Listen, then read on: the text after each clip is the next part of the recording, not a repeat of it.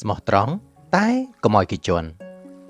ភាពស្មោះត្រង់គឺជាគុណធម៌ដ៏ប្រពៃបំផុតនៅក្នុងសង្គមប៉ុន្តែ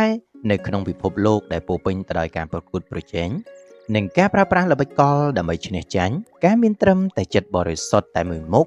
គឺមិនទាន់គ្រប់គ្រាន់នោះទេមនុស្សមួយចំនួនតែងតែឆ្លៀតឱកាសកេងប្រវ័ញ្ចលើសេចក្តីល្អនិងចាត់ទុកភាពទន់ភ្លន់របស់អ្នកដទៃថាវាជាចំណុចខ្សោយសម្រាប់បម្រើផលប្រយោជន៍ផ្ទាល់ខ្លួនរបស់ពួកគេហេតុដូចនេះហើយទើបយើងចាំបាច់ត្រូវតែរៀនបំពាក់អាវក្រោះនៃប្រាជ្ញាស្មារតីទស្សនៈបែបចិត្តសាស្ត្រដើម្បីកំណត់ព្រំដែននៃការផ្ដល់ភាពស្មោះត្រង់និងការការពារសេចក្តីថ្លៃថ្នូររបស់ខ្លួនឯងឲ្យបានត្រឹមត្រូវការចេះរក្សាភាពស្មោះត្រង់តែកុំឲ្យគេជន់ឈ្លីវាមិនមែនជាការបោះបង់ភាពជាមនុស្សល្អនោះទេតែផ្ទុយទៅវិញវាគឺជាសិល្បៈនៃការរស់នៅយ៉ាងមានភាពឈ្លាសវៃដែលផុសចេញពីការយល់ដឹងស៊ីជម្រៅអំពីធម្មជាតិពិតរបស់មនុស្សឥឡូវកុំឲ្យខាតពេលវេលាយូរតោះយើងទៅស្ដាប់ចិត្តសាស្ត្រទាំង40ដែលបង្ហាញអំពីការដែលមានភាពស្មោះត្រង់តែក៏មិនឲ្យគេជន់ឈ្លីមកលើតម្លៃនៃភាពជាមនុស្សរបស់យើងដែរ1ភាពស្មោះត្រង់ជារបស់ដ៏មានតម្លៃត្រូវចេះមើលមនុស្សមុននឹងប្រគល់វាទៅឲ្យពួកគេដើម្បីកុំឲ្យពួកគេនឹងយកយើងត្រឹមតែជាកម្រាលជូតជើងរបស់ពួកគេភាពស្មោះត្រង់គឺជាគុណធម៌ដ៏ថ្លៃថ្លាដែលយើងមិនអាចទម្លាក់តម្លៃយកវាទៅចាយវាយផ្ដេសផ្ដាសបានឡើយនៅក្នុងសង្គមរស់នៅជាក់ស្ដែងមនុស្សមិនមែនសុទ្ធតែមានចិត្តបរិសុទ្ធដូចដែលយើងបានគិតនោះទេប្រសិនបើយើងផ្ដល់ភាពស្មោះត្រង់ទៅដល់មនុស្សខុសពួកគេនឹងចាត់ទុកយើងថាជាមនុស្សទន់ខ្សោយភ្លាមៗហេតុនេះហើយយើងត្រូវតែចេះសង្កេតមើលពីអត្តចរិតនិងចេតនារបស់ពួកគេឲ្យបានច្បាស់លាស់ជាមុនសិនការវាយតម្លៃមនុស្សឲ្យបានត្រឹមត្រូវនឹងជួយការពារយើងពីការដែលត្រូវបានគេកេងប្រវ័ញ្ចយ៉ាងមានប្រសិទ្ធភាពយើងមានសិទ្ធិរក្សាភាពស្មោះត្រង់មួយនេះទុកសម្រាប់តែមនុស្សណាដែលស័ក្តិសមនឹងទទួលយកវាបានហើយការធ្វើបែបនេះវាមិនមែនជាការកំណាញ់ឡើយតែវាជាការរក្សាតម្លៃខ្លួនឯងកុំឲ្យគេជន់ឈ្លីលើតម្លៃរបស់យើងបាន2ប្រើបេះដូងដើម្បីបង្ហាញពីភាពស្មោះត្រង់ប៉ុន្តែត្រូវប្រើខួរក្បាលដើម្បីការពារខ្លួនកុំឲ្យគេកេងចំណេញការធ្វើជាមនុស្សល្អទាមទារឲ្យមានការប្រើប្រាស់មនោសញ្ចេតនានិងហេតុផលឲ្យដើរទន្ទឹមគ្នាជានិច្ចបេះដូងជួយយើងឲ្យមានសេចក្តីមេត្តានិងមានសេចក្តីស្មោះត្រង់ចំពោះមនុស្សដែលនៅជុំវិញខ្លួនយ៉ាងណាមិញការប្រើតែបេះដូងដោយខ្វះការពិចារណាវានឹងធ្វើឲ្យយើងងាយនឹងរងគ្រោះបំផុតដូច្នេះខួរក្បាលគឺជាប្រព័ន្ធការពារដ៏សំខាន់ដែលជួយវិភាគរាល់ទង្វើរបស់អ្នកដទៃមកលើយើងនៅពេលដែលយើងចេះគិតថ្លឹងថ្លែងយើងនឹងដឹងច្បាស់ថាពេលណាគួរតែផ្ដោតសេចក្តីល្អនិងពេលណាគួរតែដកខ្លួនចេញការរួមបញ្ចូលគ្នារវាងសេចក្តីស្រឡាញ់និងចំណេះដឹងប្រាជ្ញាវាជួយឲ្យសេចក្តីល្អរបស់យើងមានភាពរឹងមាំទ្វេដងនេះគឺជាសិល្បៈនៃការរស់នៅដែលធ្វើឲ្យយើងក្លាយជាមនុស្សល្អដែលគ្មាននរណាម្នាក់អាចបោកប្រាស់បានឡើយ3ស្មោះត្រង់នឹងអ្នកដទៃវាជារឿងល្អតែបើស្មោះត្រង់រហូតដល់បាត់បង់តម្លៃនៃភាពជាខ្លួនឯងនោះគេហៅថាល្ងង់ហើយមិនមែនគេហៅថាល្អនោះទេការប្រកាន់យកភាពស្មោះត្រង់វាគឺជាសិលធម៌ដ៏ល្អផូរផង់ដែលសង្គមតែងតែផ្ដល់ការឲ្យតម្លៃទោះបីជាយ៉ាងណាក៏ដោយការលះបង់ដោយការខ្វះការពិចារណាវាអាចនាំមកនូវផលអវិជ្ជមានត្រឡប់មកវិញប្រសិនបើយើងបន្តស្មោះត្រង់រហូតដល់ភ្លេចគិតពីសេចក្តីថ្លៃថ្នូររបស់ខ្លួនឯងនោះវានឹងคล้ายទៅជាភាពល្ងង់ខ្លៅហើយមនុស្សអាក្រក់នឹងចាត់ទុកការលះបង់របស់យើងថាវាជារឿងធម្មតាហើយបន្តមើលងាយយើងកាន់តែខ្លាំងទៅហេតុនេះ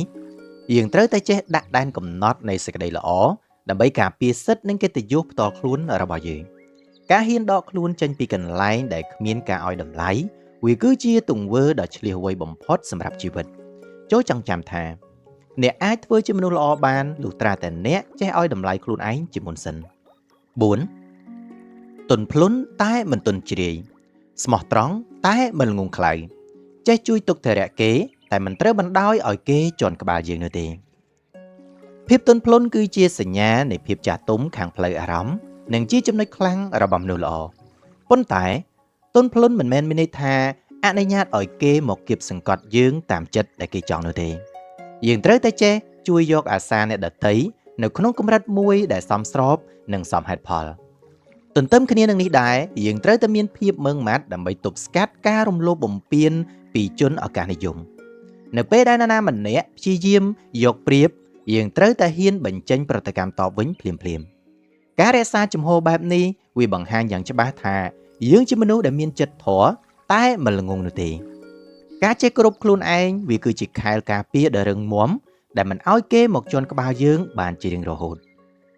5. កុំយកភាពស្មោះត្រង់របស់អ្នកទៅបម្រើមនុស្សដែលគិតថាភាពស្លូតត្រង់របស់អ្នកនោះវាគឺជាចំណុចខ្សោយឯសោះ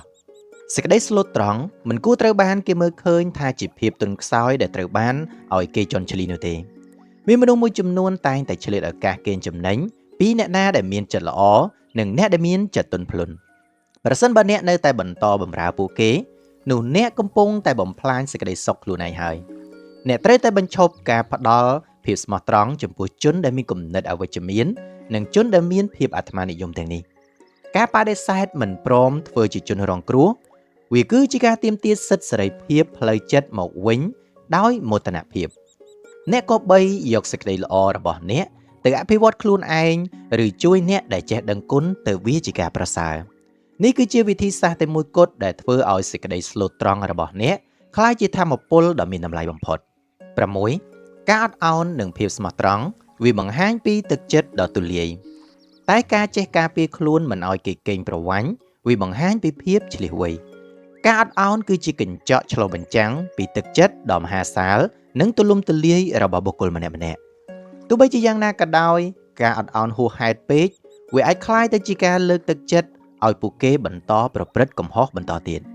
ភាពឆ្លៀសវៃពិតប្រាកដគឺស្ថិតនៅត្រង់ការដែលចេះបង្កើតព្រំដែននៃការអត់ឱននោះឲ្យបានច្បាស់លាស់អ្នកត្រូវតែបង្ហាញឲ្យគេដឹងថាសេចក្តីល្អរបស់អ្នកមានដែនកំណត់ត្រឹមត្រូវដែលមិនអាចមើលរំលងបានឡើយនៅពេលដែលអ្នកចេះការពារខ្លួនគេនឹងលែងហ៊ានមកកេងប្រវ័ញ្ចទាញយកផលប្រយោជន៍ពីអ្នកទៀតហើយការយល់ដឹងពីតុល្យភាពរវាងការអភ័យទោសនិងការការពារខ្លួនវាគឺជារឿងចាំបាច់ណាស់សម្រាប់ជីវិតទង្វើនេះជួយឲ្យអ្នករក្សាបាននូវទឹកចិត្តដ៏ល្អផូរផង់និងការការពារសេចក្តីថ្លៃថ្នូរបានយ៉ាងពេញលេញផងដែរ 7. ទោះបីអ្នកស្មោះត្រង់ប៉ុណ្ណាក៏ដោយបើអ្នកដាក់ចិត្តទៅលើមនុស្សខុសហើយគេនៅតែមើលឃើញថាអ្នកត្រឹមតែជាឧបករណ៍បម្រើផលប្រយោជន៍របស់ពួកគេតែប៉ុណ្ណោះ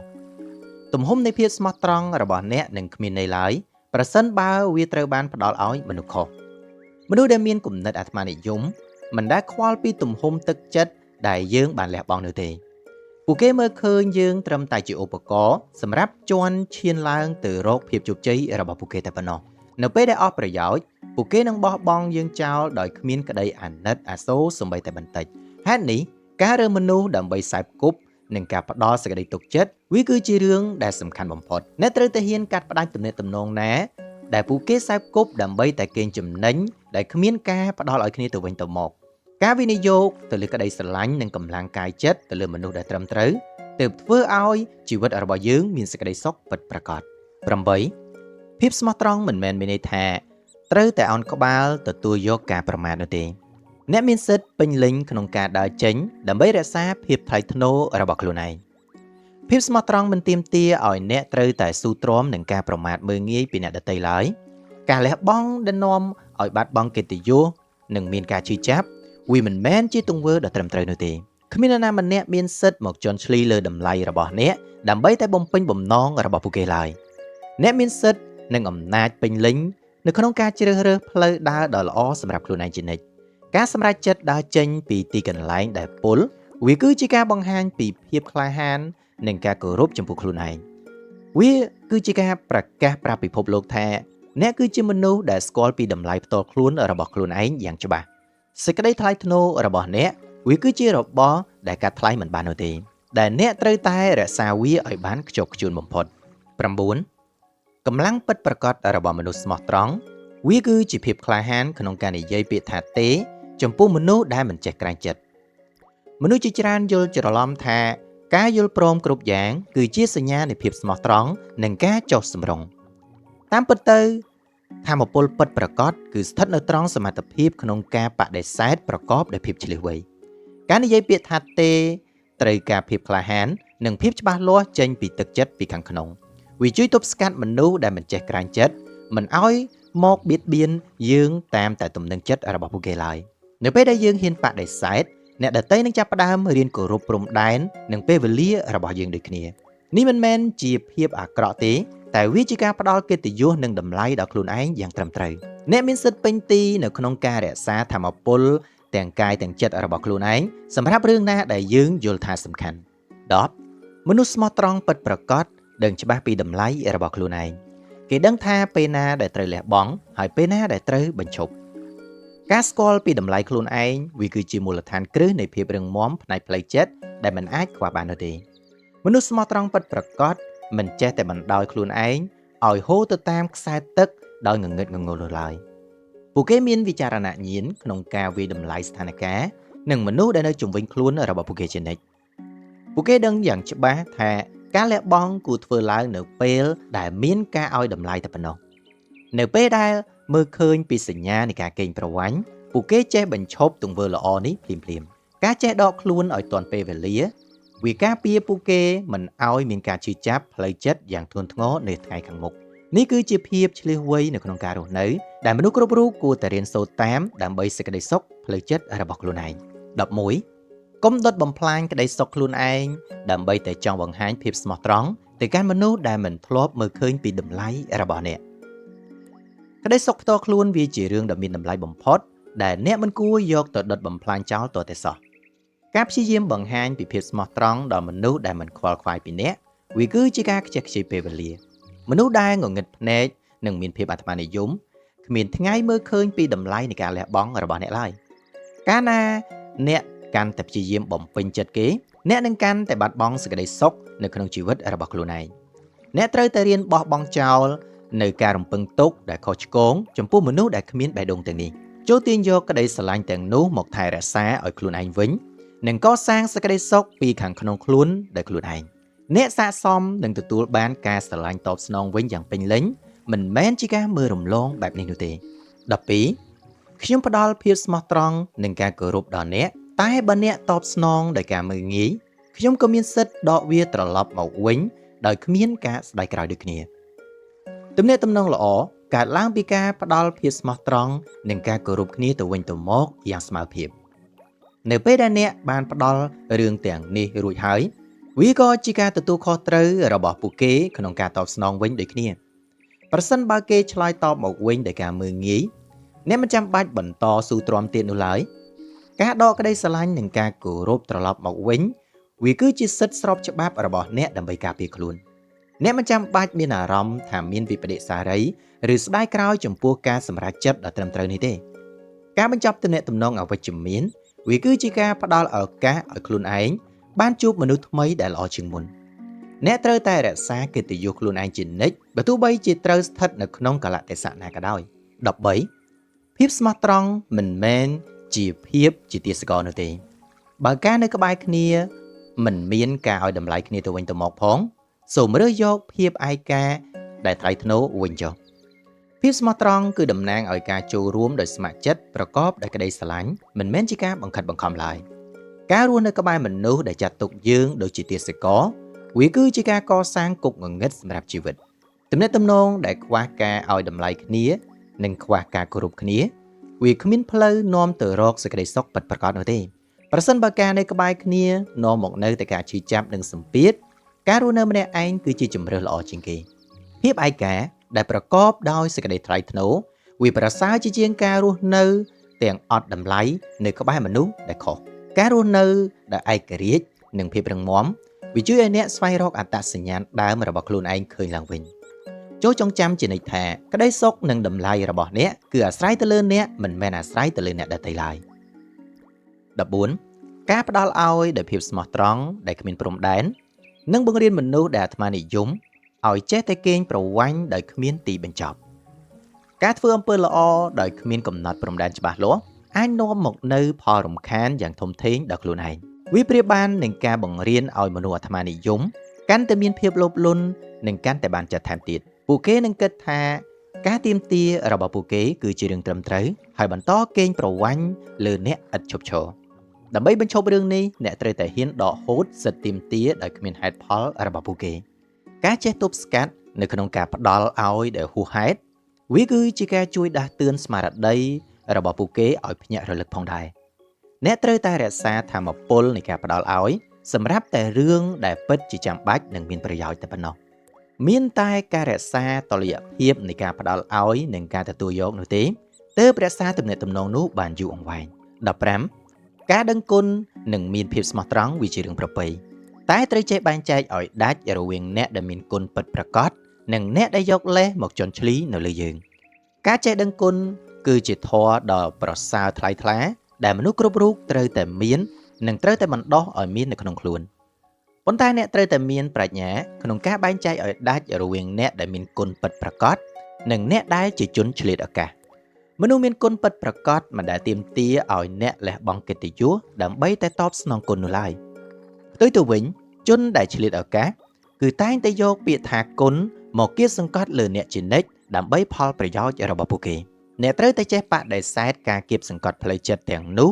ដោយហេតុផលនិងភាពម៉ឺងម៉ាត់បំផុតការតបស្នងគុណត្រូវធ្វើឡើងដោយក្តីគោរពនិងស្ម័គ្រចិត្តមិនមែនជាការធ្វើទរណកម្មខ្លួនឯងនោះទេការយល់ដឹងពីចំណុចនេះឲ្យបានច្បាស់លាស់វាជួយអ្នកឲ្យរស់នៅដោយគ្មានការគៀបសង្កត់ផ្នែកផ្លូវចិត្ត16រក្សាភាពស្មោះត្រង់របស់អ្នកឲ្យដូចជាក្របពេជ្រដែលត្រូវប្រគល់វាទៅឲ្យអ្នកដែលចេះថែរក្សាវាមិនមែនអ្នកដែលយកវាទៅក្រវែងចោលនោះទេភាពស្មោះត្រង់របស់អ្នកមានតម្លៃដែលមិនអាចកាត់ថ្លៃបានឡើយដែលប្រៀបបីដូចជាក្របពេជ្រដ៏ភ្លឺចែងចាំងវាមិនគួរគប្បីត្រូវបានប្រគល់ទៅឲ្យមនុស្សដែលមិនស្គាល់ពីតម្លៃនៃវត្ថុដ៏មានតម្លៃនេះផ្ដេសផ្ដាសនោះឡើយមនុស្សដែលមិនចេះថែរក្សានិងមិនចេះឲ្យតម្លៃពួកគេនឹងបំផ្លាញទឹកចិត្តអ្នកយ៉ាងងាយស្រួលដោយការក្រវែងវាចោលអ្នកត្រូវតែរក្សាវាទុកសម្រាប់តែបុគ្គលដែលដឹងពីតម្លៃនិងចេះថែរក្សាវាដោយក្តីស្រឡាញ់ពិតប្រាកដការសន្សំសំចៃទឹកចិត្តសម្រាប់មនុស្សដែលត្រឹមត្រូវនឹងនាំមកនូវសុភមង្គលដល់ជីវិតរបស់អ្នកយ៉ាងពិតប្រាកដការរើសអើងនៅក្នុងការផ្ដល់សេចក្តីល្អវាមិនមែនជាអំពើបាបនោះទេតែវាជាការការពារខ្លួនឯងដ៏ឆ្លៀសវៃដូច្នេះចូលថែរក្សាក្របពេជ្រនេះឲ្យបានល្អកុំឲ្យធ្លាក់ទៅក្នុងដៃរបស់មនុស្សខុសឲ្យសោះ17កុំបណ្ដោយឲ្យភាពសប្បុរសរបស់អ្នកคล้ายទៅជាអាវុធសម្រាប់អ្នកដទៃយកមកចាក់ទម្លុះបេះដូងរបស់ខ្លួនឯងសេចក្តីសប្បុរសគឺជាអាវុធមុខពីរប្រសិនបើអ្នកមិនចេះគ្រប់គ្រងវាឬក៏មិនចេះប្រើប្រាស់វាឲ្យបានល្អនិងហ្មត់ចត់នៅពេលណាដែលអ្នកមានចិត្តល្អហួសហេតុពេកគេអាចនឹងប្រើប្រាស់ភាពទន់ភ្លន់នេះដើម្បីធ្វើបាបអ្នកវិញពួកគេនឹងទាញយកផលប្រយោជន៍ដោយគ្មានលុះពេលនោះឡើយរហូតដល់ធ្វើឲ្យអ្នកមានរបួសផ្លូវចិត្តយ៉ាងធ្ងន់ធ្ងរហេតុនេះអ្នកមិនត្រូវអនុញ្ញាតឲ្យសេចក្តីល្អរបស់អ្នកក្លាយជាចំណុចខ្សោយនៅក្នុងការរស់នៅឡើយអ្នកត្រូវតែចេះសាងរបងព្រំដែនដើម្បីការពារបេះដូងរបស់ខ្លួនឯងពីការជឿចាប់ដែលគេផ្ដល់ឲ្យការមានចិត្តសប្បុរសធម៌អមដោយភាពឆ្លៀសវៃនឹងធ្វើឲ្យអ្នកដទៃមិនហ៊ានប្រមាថឬក៏មិនហ៊ានជន់ឈ្លីមកលើអ្នកឡើយចូលកុំបណ្ដោយឲ្យអំពើល្អដែលអ្នកខំសាងវិលត្រឡប់មកចាក់ទម្លុះបេះដូងរបស់ខ្លួនឯងវិញឲ្យសោះ18មនុស្សអាក្រក់ចូលចិត្តគិតថាមនុស្សស្មោះត្រង់ងាយនឹងបោកប្រាស់ដូច្នេះអ្នកត្រូវតែធ្វើជាមនុស្សស្មោះត្រង់ដែលពោរពេញទៅដោយប្រាជ្ញា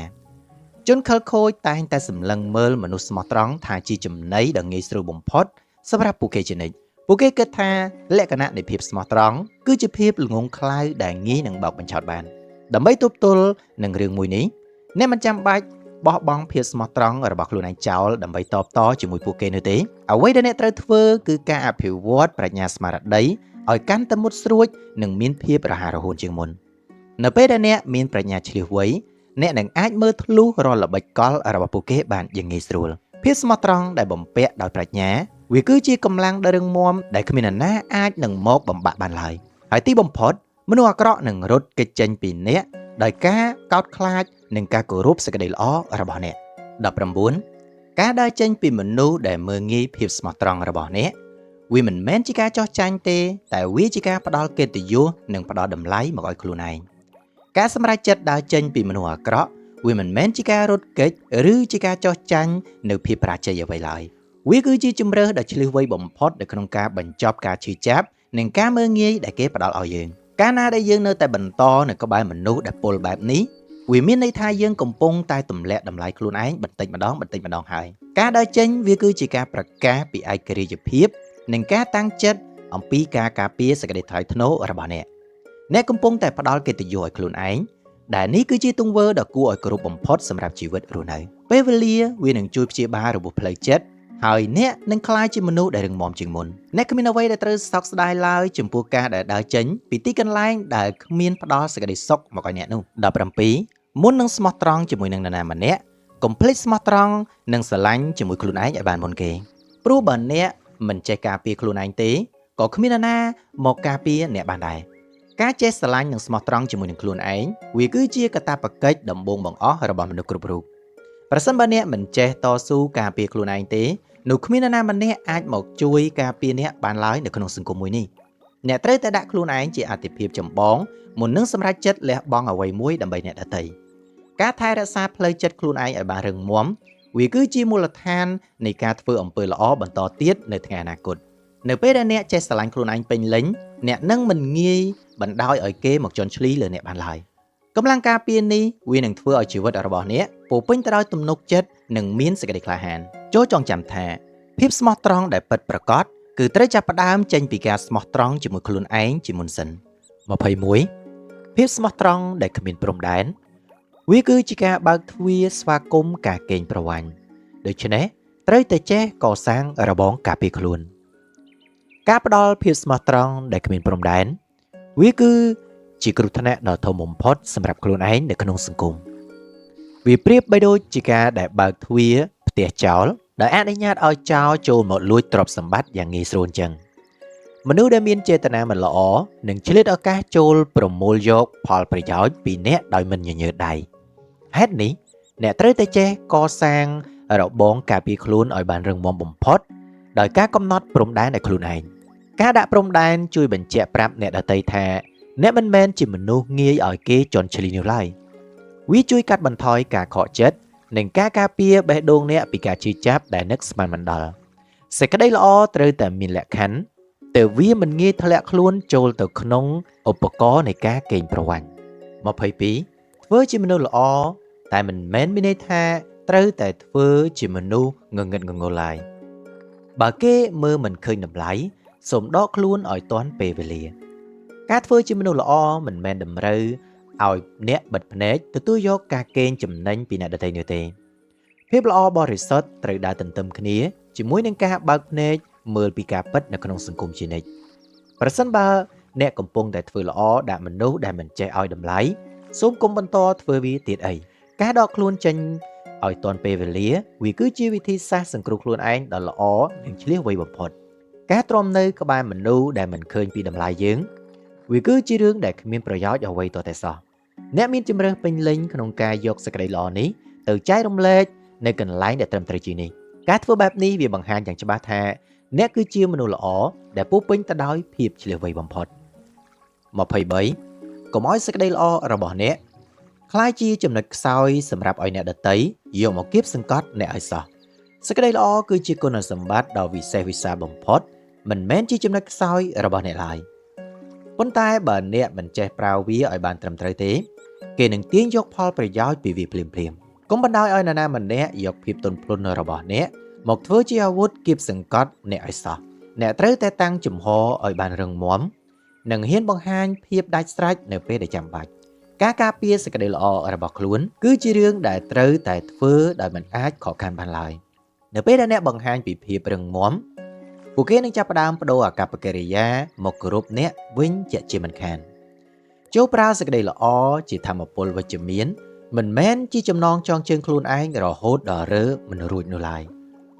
24ស្មោះត្រង់គឺជារឿងចាំបាច់ប៉ុន្តែការចេះអានចិត្តមនុស្សនិងយល់ពីចេតនាពិតរបស់ពួកគេវាគឺជារឿងដែលរឹតតែសំខាន់ដើម្បីការពារខ្លួនឯងភាពស្មោះត្រង់គឺជាគ្រឹះនៃទំនាក់ទំនងដ៏ល្អប៉ុន្តែវាមិនទាន់គ្រប់គ្រាន់សម្រាប់ការរស់នៅនោះឡើយអ្នកទាមទារឲ្យមានសមត្ថភាពនៅក្នុងការអានចិត្តមនុស្សនិងសង្កេតមើលពីអាកប្បកិរិយារបស់អ្នកដទៃផងដែរការយល់ដឹងពីចេតនាពិតរបស់មនុស្ស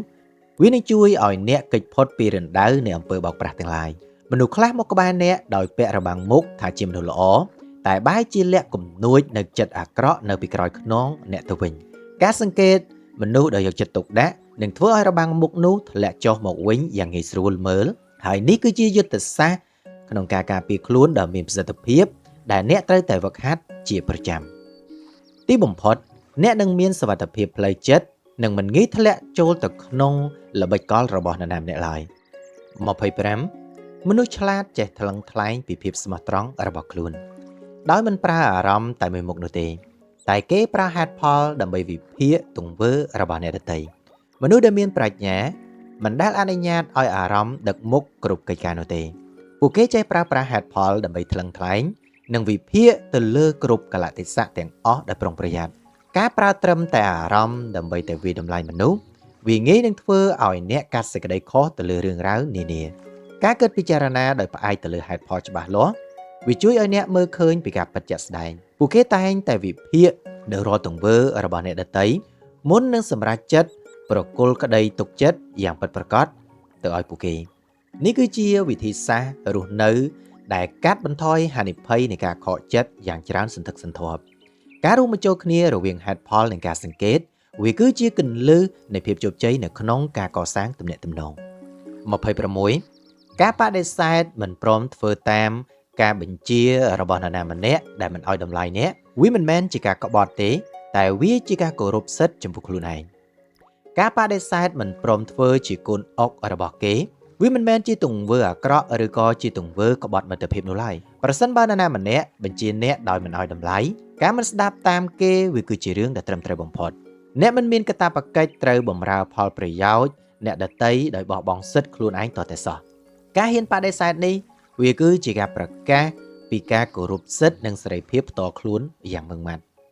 វាបង្ហាញថាអ្នកមានជំហរដ៏រឹងមាំនិងមិនងាយរង្គោះរង្គើដោយសារតែគំនាបរបស់អ្នកដទៃឡើយមនុស្សដែលមានភាពរឹងមាំពិតប្រាកដគឺតែងតែដឹងថាពេលណាត្រូវនិយាយបដិសេធដោយមិនស្ទាក់ស្ទើរកិត្តិយសរបស់អ្នកនឹងត្រូវបានលើកតម្កើងនៅពេលដែលអ្នកចេះឈរការពារខ្លួនឯងបែបនេះ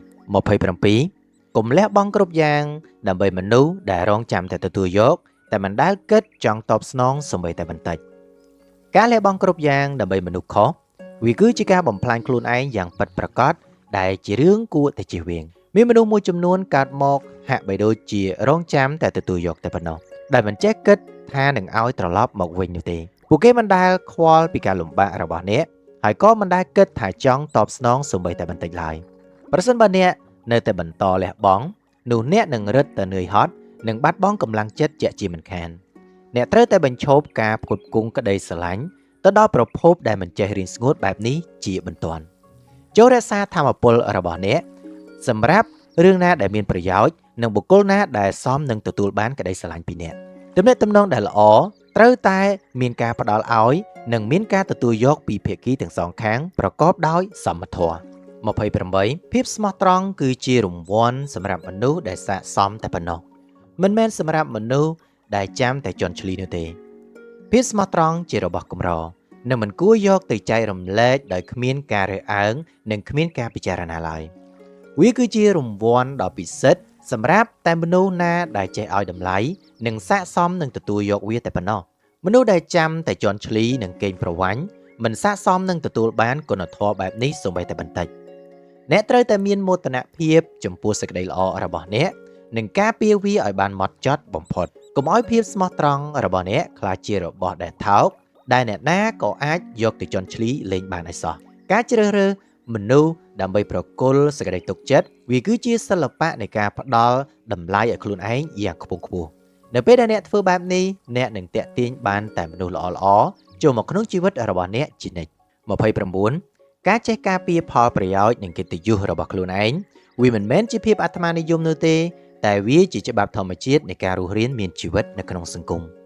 ការចេះការពារផលប្រយោជន៍និងកិត្តិយសរបស់ខ្លួនឯងវាជារឿងត្រឹមត្រូវបំផុតដែលមនុស្សត្រូវតែធ្វើវាទាស់ត្រង់ថាមនុស្សភាគច្រើនហៅទង្វើនេះថាជាភាពអាត្មានិយមឬហៅថាជាការគិតតែពីប្រយោជន៍ខ្លួនឯងតែនៅក្នុងសង្គមមនុស្សការការពារខ្លួនឯងគឺជាច្បាប់ធម្មជាតិនៃការរស់រានមានជីវិតដ៏សំខាន់មួយប្រសិនបើអ្នកមិនតស៊ូដើម្បីការពារខ្លួនឯងទេនោះអ្នកនឹងត្រូវបានគេផាត់ចោលចេញពីសង្គមការរក្សាកិត្តិយសខ្លួនឯងជួយឲ្យអ្នករស់នៅដោយមានសេចក្តីថ្លៃថ្នូរនិងមានមោទនភាពជានិច្ច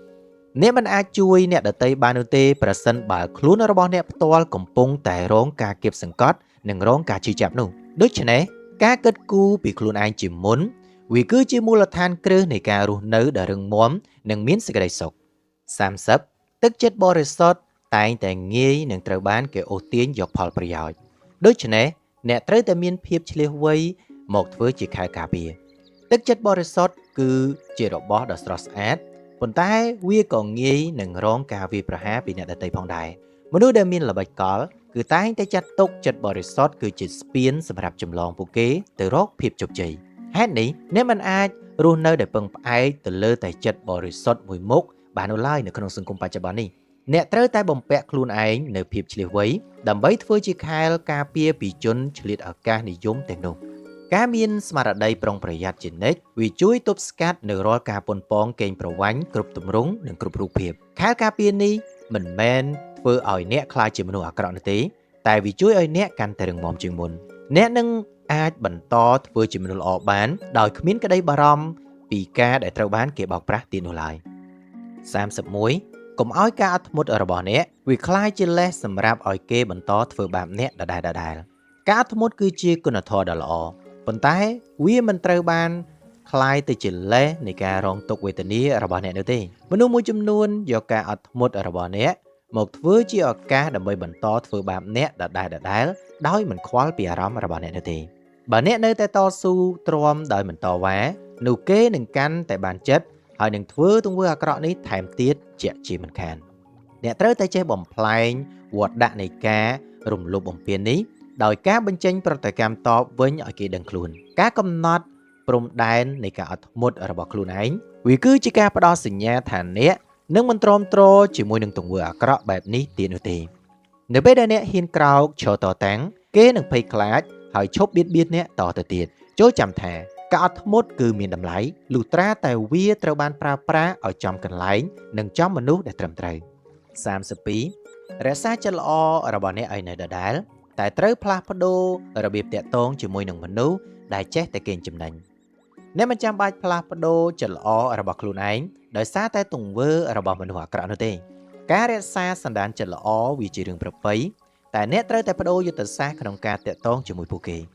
ចំពោះមនុស្សដែលចេះតែកេងចំណេញអ្នកត្រូវតែមានគម្លាតនិងមានភាពដាច់ស្រេចក្នុងការជជែកគ្នាអ្នកអាចបង្ហាញភាពរាក់ទាក់បានប៉ុន្តែមិនត្រូវអនុញ្ញាតឲ្យគេចូលមកក្បែរនិងស្និទ្ធស្នាលជ្រុលពេកនោះទេការផ្លាស់ប្ដូររបៀបតាក់ទងនេះវាជួយការពារអ្នកពីការរងគ្រោះដោយប្រយោលពីមនុស្សទាំងនោះវាគឺជាសិល្បៈនៃការរក្សាភាពជាខ្លួនឯងព្រមទាំងទប់ស្កាត់អធិពលអវិជ្ជមានពីខាងក្រៅបានយ៉ាងល្អហើយទីបំផុតអ្នកនៅតែជាមនុស្សល្អដដែលតែជាមនុស្សល្អដែលគេមិនអាចកេងចំណេញបាន33អ្នកអាចជួយអ្នកដទៃបានដោយស្មោះត្រង់ប៉ុន្តែកុំបណ្ដោយឲ្យគេជន់ស្មារបស់អ្នកដើម្បីឡើងទៅលើហើយធាក់អ្នកទម្លាក់ចោលឲ្យសោះការជួយអ្នកដទៃដោយចិត្តស្មោះវាគឺជាអំពើកុសលដែលនាំមកនូវសេចក្តីសុខនៅក្នុងជីវិតរស់នៅប៉ុន្តែអ្នកត្រូវតែប្រយ័ត្នចំពោះមនុស្សដែលប្រើអ្នកជាកម្មចិន្តាសម្រាប់ឡើងទៅទីខ្ពស់នៅពេលដែលពួកគេឡើងទៅដល់កំពូលពួកគេអាចនឹងធាក់អ្នកទម្លាក់ចោលដោយមិនញញើតដៃឡើយអ្នកត្រូវតែចេះវាយតម្លៃពីលទ្ធផលនៃការជួយនិងចេតនារបស់អ្នកដែលទទួលយកជំនួយនោះឲ្យបានច្បាស់កុំឲ្យការលះបង់របស់អ្នកក្លាយជាទង្វើនៃការបំផ្លាញខ្លួនឯងនៅថ្ងៃក្រោយឲ្យសោះអ្នកត្រូវតែមានភាពឆ្លៀសវៃនៅក្នុងការជួយដោយត្រូវធានាថាខ្លួនឯងមានសុវត្ថិភាពនិងមិនខាតបង់ជាមុនសិនការជួយដែលមានព្រំដែននិងការគិតគូរនេះវាគឺជាការជួយដែលប្រកបដោយប្រាជ្ញានិងមានស្ថិរភាពយូរអង្វែង34កុំពាក់របាំងនៃភាពស្មោះត្រង់រហូតដល់ភ្លេចមើលថាអ្នកដែលនៅចំពោះមុខអ្នកកំពុងតែកាន់កំបិតលាក់នៅពីក្រោយខ្នងឬក៏អត់ការពាក់របាំងនៃភាពស្មោះត្រង់ជ្រុលពេកអាចធ្វើឲ្យអ្នកបិទភ្នែកមើលមិនឃើញពីការពិតនៅចំពោះមុខអ្នកមិនត្រូវភ្លេចខ្លួនរហូតដល់មិនដឹងថាអ្នកដែលនៅចំពោះមុខអ្នកកំពុងតែមានបំណងអ្វីមកលើអ្នកឡើយមនុស្សខ្លះនិយាយពាក្យផ្អែមល្ហែមប៉ុន្តែនៅខាងក្រោយខ្នងអាចកំពុងតែលាក់កំបិតរងចាំកាប់អ្នកជានិច្ចការមានស្មារតីប្រុងប្រយ័ត្ននិងមិនងាយទុកចិត្តគេដោយងងឹតងងុលវាគឺជារឿងដែលត្រូវតែអនុវត្តឲ្យជាប់លាប់អ្នកត្រូវតែវិភាគទាំងសកម្មភាពនិងពាក្យសម្ដីរបស់ពួកគេដើម្បីរកឲ្យឃើញនៃការពិតដែលលាក់កំបាំងនៅពីក្រោយការមិនធ្វេសប្រហែសវាគឺជាប្រព័ន្ធនៃការការពារខ្លួនដ៏មានប្រសិទ្ធភាពបំផុតប្រឆាំងនឹងជនក្បត់ទាំងឡាយចូលធ្វើជាមនុស្សស្មោះត្រង់ដែលតែងតែចេះការពារខ្លួនពីគ្រោះថ្នាក់គ្រប់ពេលវេលាជានិច្ច35ភាពទន់ភ្លន់គឺជាសិល្បៈនៃទំនាក់ទំនងតែភាពដាច់ស្រេចគឺជាអាវុធសម្រាប់ការពារសេចក្តីថ្លៃថ្នូរភាពទន់ភ្លន់គឺជាភាសាដ៏មានអំណាចដែលជួយឲ្យការទំនាក់ទំនងមានភាពរលូននិងគួរឲ្យទាក់ទាញ វាធ្វើឲ្យអ្នកដតីមានអារម្មណ៍ថាកក់ក្ដៅនិងងាយស្រួលក្នុងការធ្វើការជាមួយគ្នាយ៉ាងស្និទ្ធស្នាលយ៉ាងណាមិញនៅពេលដែលជួបមនុស្សដែលមិនចេះក្រែងចិត្តភាពដាច់ស្រេចត្រូវតែ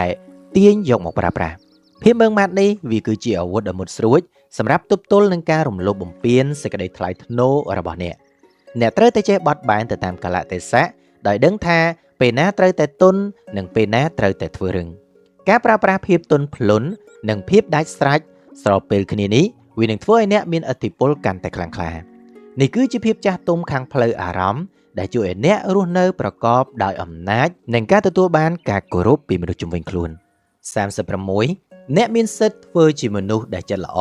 ប៉ុន្តែអ្នកក៏មានកាតព្វកិច្ចមិនត្រូវធ្វើឲ្យនរណាម្នាក់មកជន់ឈ្លីលើភាពសប្បុរសរបស់អ្នកបានដែរការធ្វើជាមនុស្សចិត្តល្អវាគឺជាសិទ្ធិនិងជាជម្រើសដ៏ល្អប្រសើរដែលអ្នកបានសម្រេចចិត្តប៉ុន្តែទន្ទឹមគ្នានឹងនេះសិទ្ធិមួយនេះអ្នកក៏មានកាតព្វកិច្ចយ៉ាងធំនៅក្នុងការការពារខ្លួនឯងពីការបៀតបៀនផងដែរអ្នកមិនត្រូវអនុញ្ញាតឲ្យនរណាម្នាក់យកភាពសប្បុរសរបស់អ្នកមកជន់ឈ្លីលេងតាមចិត្តនោះឡើយការអនុញ្ញាតឲ្យគេធ្វើបាបតាមចិត្តរបស់ពួកគេវាគឺជាការខកខានក្នុងការបំពេញកាតព្វកិច្ចចំពោះការការពារខ្លួនឯងយ៉ាងធ្ងន់ធ្ងរនៅពេលដែលមានការបំពានកើនឡើងអ្នកត្រូវតែមានភាពក្លាហានក្នុងការទាមទារយកយុត្តិធម៌ត្រឡប់មកវិញការចេះរក្សាសេចក្តីថ្លៃថ្នូរដែលធ្វើឲ្យភាពសប្បុរសរបស់អ្នកកាន់តែមានពន្លឺត្រចះត្រចង់និងគួរឲ្យគោរពបំផុតសរុបមកអ្នកត្រូវតែធ្វើជាអ្នកការពារដ៏រឹងមាំបំផុតសម្រាប់បេះដូងដ៏ល្អបរិសុទ្ធរបស់អ្នកជាប់ជានិច្ច37បើអ្នកមិនចេះគោរពភាពស្មោះត្រង់របស់ខ្លួនឯងមុនទេកុំសង្ឃឹមថាអ្នកដទៃនឹងគោរពអ្នកឲ្យសោះការគោរពខ្លួនឯងគឺជាកញ្ចក់ឆ្លុះដែលបង្ហាញប្រាប់អ្នកដទៃពីរបៀបដែលគេត្រូវប្រព្រឹត្តមកលើអ្នកប្រសិនបើអ្នកមិនចេះគោរពភាពស្មោះត្រង់របស់ខ្លួនឯងមុនទេសូមកុំរំពឹងថាអ្នកដទៃនឹងធ្វើវាមកលើអ្នកការដែលអ្នកបណ្ដោយឲ្យគេជន់ឈ្លីគឺមកពីអ្នកមិនបានកំណត់តម្លៃខ្លួនឯងឲ្យបានច្បាស់លាស់ពីដំបូងអ្នកត្រូវតែទាមទារការគោរពពីអ្នកដទៃតាមរយៈការតាំងជំហរយ៉ាងរឹងមាំចេញពីខាងក្នុងខ្លួនរបស់អ្នកកាលណាអ្នកផ្ដល់តម្លៃឲ្យខ្លួនឯងខ្ពស់មនុស្សជុំវិញខ្លួនក៏នឹងគោរពអ្នកដោយស្វ័យប្រវត្តិគ្មាននរណាម្នាក់ហ៊ានមើលងាយអ្នកទេលុះត្រាតែអ្នកបើកដៃឲ្យពួកគេមើលងាយអ្នកដោយខ្លួនឯងដូច្នេះជំហានដំបូងនៃភាពជោគជ័យនៅក្នុងការរស់នៅអ្នកត្រូវតែចេះស្រឡាញ់និងគោរពតម្លៃរបស់ខ្លួនឯងឲ្យបានមុនគេ38ការដឹងពីល្បិចកលរបស់អ្នកដទៃវាមិនមែនមានន័យថាអ្នកត្រូវតែក្លាយជាមនុស្សអាក្រក់នោះទេតែវាជាការជួយឲ្យអ្នកធ្វើជាមនុស្សល្អម្នាក់ដែលគេមិនអាចបោកប្រាស់បានការសិក្សាពីល្បិចកលរបស់មនុស្សអាក្រក់វាមិនមែនដើម្បីយកទៅធ្វើបាបគេវិញនោះទេតែការដឹងពីល្បិចកលទាំងនេះគឺគ្រាន់តែជាការបំពាក់នៅអាវុធការពារខ្លួនឯងតែប៉ុណ្ណោះវាមិនបានធ្វើឲ្យអ្នកបាត់បង់សេចក្តីល្អឬក្លាយជាមនុស្សអាក្រក់ដូចគេនោះឡើយផ្ទុយទៅវិញវាជួយឲ្យអ្នកក្លាយជាមនុស្សល្អម្នាក់ដែលមានភាពឆ្លៀសវៃនិងមិនងាយចាញ់បោកគេអ្នកអាចបន្តជួយអ្នកដទៃបានដោយសុវត្ថិភាពព្រោះអ្នកដឹងពីរបៀបគេចចេញពីអន្ទាក់ដោយសុវត្ថិភាពដូចគ្នាភាពមានទំនាក់ទំនងគ្នារវាងសេចក្តីល្អនិងការយល់ដឹងពីសង្គមវាគឺជាចំណុចកំពូលនៃការអភិវឌ្ឍខ្លួនចូលធ្វើជាមនុស្សល្អដែលមានភ្នែកភ្លឺថ្លា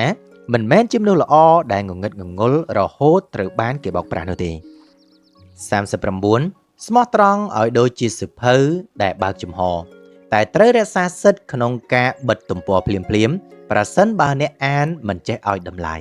ភាពស្មោះត្រង់គួរតែត្រូវបានបង្ហាញឲ្យបានច្បាស់លាស់ប្រៀបបីដូចជាសៀវភៅដែលបើកចំហចាំឲ្យគេអានជានិច្ច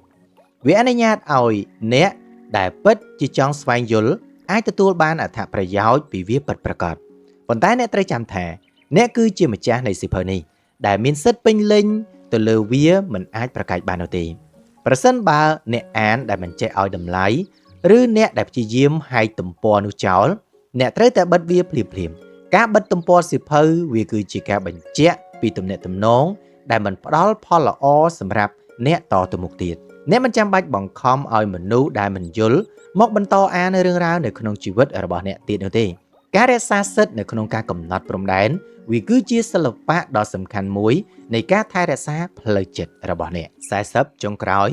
មនុស្សដែលរឹងមាំបំផុតគឺជាមនុស្សដែលមានបេះដូងទន់ភ្លន់នៅក្នុងការផ្ដល់ភាពស្មោះត្រង់តែមានប្រាជ្ញាមុតស្រួចនៅក្នុងការការពារខ្លួនឯងភាពរឹងមាំពិតប្រាកដមិនមែនសំដៅទៅលើការប្រើភាពកាចសាហាវដើម្បីតទល់ជាមួយអ្នកដទៃឡើយ មនុស្សដែលរឹងមាំបំផុតគឺជាអ្នកដែលមានបេះដូងទន់ភ្លន់និងពោរពេញទៅដោយសេចក្តីមេត្តាករុណាជានិច្ចយ៉ាងណាមិញភាពទន់ភ្លន់នេះត្រូវបានហ៊ុមព័ទ្ធនិងការពារយ៉ាងរឹងមាំដោយប្រាជ្ញាដ៏មុតស្រួចពួកគេមានសមត្ថភាពផ្ដល់ភាពស្មោះត្រង់ទៅដល់មនុស្សដែលស័ក្តិសមដោយគ្មានការស្ទាក់ស្ទើរអ្វីនោះឡើយស្របពេលជាមួយគ្នានោះគេក៏មានភាពឆ្លៀសវៃក្នុងការមើលធ្លុះពីល្បិចកលរបស់ចិនខិលខូចផងដែរការរួមបញ្ចូលគ្នារវាងចិត្តល្អនិងប្រាជ្ញាមួយនេះហើយដែលបង្កើតបានជាខែលការពារដែលរឹងមាំបំផុតនៅក្នុងជីវិតហើយទីបំផុតអ្នកនឹងក្លាយជាបុគ្គលដែលពោរពេញទៅដោយគុណធម៌និងគ្មាននរណាម្នាក់អាចយកប្រៀបមកលើអ្នកបាននោះឡើយអរគុណសម្រាប់ការទស្សនាជួបគ្នានៅវីដេអូក្រោយសូមជម្រាបលា